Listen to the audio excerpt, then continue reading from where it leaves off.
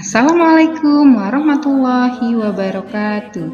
Baik anak soleh dan solehah, bertemu lagi dengan Umi pada pembelajaran tematik subtema 1, pembelajaran 4, 5, dan 6. Bagaimana kabarnya hari ini anak soleh dan solehah? Semoga kalian semua dalam keadaan yang sehat dan selalu dalam lindungan Allah. Amin ya robbal alamin.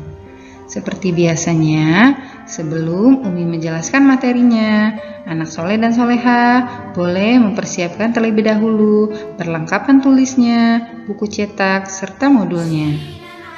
Baiklah, sebelum kita memulai, marilah bersama-sama kita mengucapkan lafaz basmalah. Bismillahirrahmanirrahim. Tujuan pembelajaran kita kali ini untuk PPKN. Siswa mampu menjelaskan perjuangan Bung Tomo dalam mempertahankan persatuan dan kesatuan di Indonesia dan upaya untuk mengatasi berbagai ancaman terhadap persatuan dan kesatuan Indonesia. Untuk bahasa Indonesia, siswa mampu membuat ringkasan dan menyimpulkan isi teks dalam bentuk peta pikiran. Untuk IPA, siswa mampu membuat diagram daur hidup 3 jenis hewan yang berbeda. Untuk IPS, siswa mampu menjelaskan kondisi geografis menggunakan peta. Dan yang terakhir untuk SBDP, siswa mampu menyanyikan lagu yang memiliki tangga nada minor. Baik, anak soleh dan solehah, karena sekolah kita merupakan sekolah Islam, jadi tidak lepas dari apapun yang kita pelajari, itu semua terkait apa yang ada di dalam Al-Quran. Seperti berikut ini. Hai orang-orang yang beriman, bersiap-siagalah kamu dan majulah ke medan pertempuran berkelompok-kelompok atau majulah bersama-sama. Quran Surat An-Nisa ayat 71. Pembelajaran pertama, PPKN. Menjelaskan perjuangan Bung Tomo dalam mempertahankan persatuan dan kesatuan Indonesia. Bung Tomo merupakan salah satu pahlawan yang mengajak seluruh warga Indonesia untuk mengusir para penjajah. Bung Tomo juga merupakan tokoh penggerak dan pembangkit semangat rakyat Surabaya dan pemimpin Perang Surabaya yang terjadi pada tanggal 10 November 1945. Pertempuran Surabaya merupakan peristiwa perang antara tentara Indonesia dengan tentara Inggris. Pertempuran tersebut disebabkan oleh pengibaran bendera Belanda di Hotel Yamato. Perjuangan mempertahankan persatuan dan kesatuan sudah dilaksanakan, namun ancaman terhadap persatuan juga terjadi hingga sekarang. Contoh ancaman bagi persatuan dan kesatuan Indonesia yaitu seperti agresi, pemberontakan, perpecahan, dan penyalahgunaan narkoba serta korupsi. Pembelajaran yang selanjutnya, bahasa Indonesia. Langkah-langkah membuat ringkasan teks dalam bentuk peta pikiran. Yang pertama, tentukan tema yang akan dibuat. Yang kedua, gunakan huruf kapital dalam penulisan. Yang ketiga, tulislah poin-poin penting yang mudah diingat. Yang keempat, pastikan tulisan bisa terbaca. Contoh peta pikiran. Anak soleh dan solehah, boleh dilihat di sini. Di sini ada bagian dari bagaimana cara membuat peta pikiran.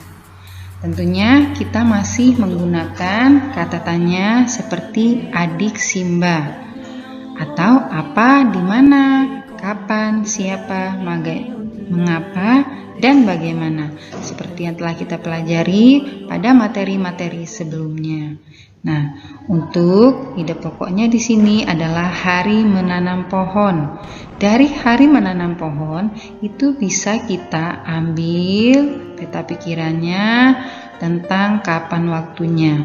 Hari menanam pohon diperingati setiap tanggal 28 November. Kemudian bisa kita ambil di mana kita melakukan kegiatannya. Kegiatan dilakukan di Taman Hutan Rakyat Sultan Adam, Kalimantan Selatan. Kemudian bisa kita tanyakan apa jenis yang kita tanam. Pohon yang ditanam bermacam-macam, termasuk pohon-pohon yang buahnya dapat dimakan. Kemudian bisa lagi kita pertanyakan apa atau cara kerja yang dilakukan. Kegiatan yang dilakukan adalah menanam pohon. Kemudian siapa? Kegiatan dilakukan oleh Presiden Joko Widodo. Dan yang terakhir, mengapa? Ini berhubungan dengan mengapa atau alasan diadakannya menanam pohon. Karena semakin banyak kita menanam pohon, maka semakin banyak pasokan oksigen bagi kehidupan. Nah, inilah dia contoh dari pembuatan peta pikiran. Selanjutnya, pelajaran ilmu pengetahuan alam. Hewan dikatakan mengalami metamorfosis jika bentuk hewan muda sangat berbeda dengan hewan dewasa.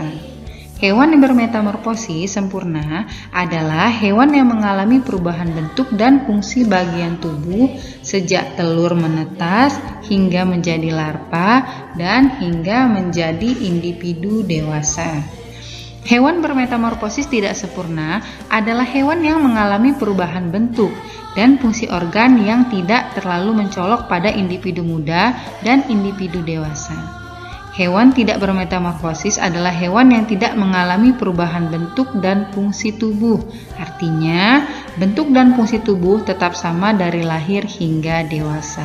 Itu dia perbedaan antara hewan yang bermetamorfosis dan hewan yang tidak bermetamorfosis. Daur hidup hewan bisa dilihat bagannya di sini anak soleh dan soleha. Daur hidup hewan ada yang dengan metamorfosis dan ada yang tanpa metamorfosis.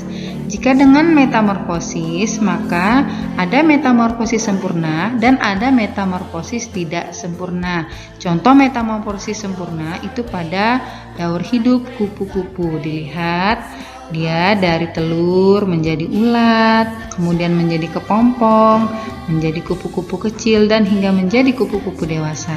Sedangkan pada metamorfosis tidak sempurna, contohnya seperti daur hidup kecoa. Jadi dia tidak mengalami proses kepompong.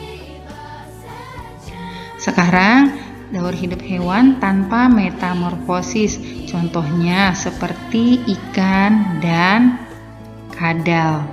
Ikan dari telur menetas menjadi ikan kecil hingga ikan dewasa. Begitu juga dengan kadal, dia bertelur, kemudian menetas menjadi kadal dewasa dan menjadi kadal yang besar.